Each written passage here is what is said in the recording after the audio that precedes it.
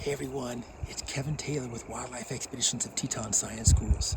There's a lot of wonderful signs of spring going on right now in April in Grand Teton National Park. And one great sign of spring is there's a wetland right behind me, and there's a colony of Boreal Chorus Frogs that are calling right behind me. Listen for it. It almost sounds like having an old plastic comb and rubbing the thumb across it, making that sound like brrr, brrr, brrr. Listen. Let's go over and take a closer look. You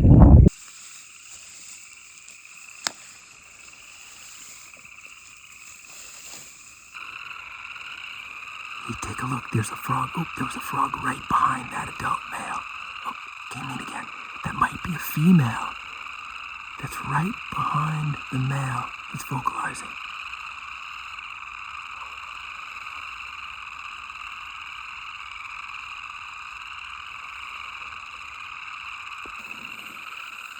These chorus frogs, there's two of them in the image right now. And they're really small, they're really hard to spot. Even with that sac inflating, they're hard to spot. They're the most widely spread frog in Wyoming, but they're the least seen because they're very secretive and because they're so small. They're less than 2 inches long.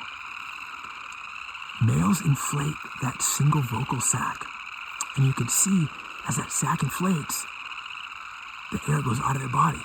When the sac contracts, the air fills back into their body. And this entire choir is quickly hushed at the slightest hint of danger.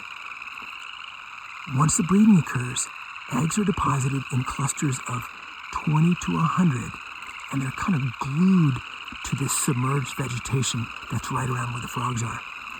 Depending on the temperature, hatching takes anywhere from a couple of days to over 2 weeks. And metamorphosis, that process going from egg to tadpole to adult, that requires another 6 to 10 weeks.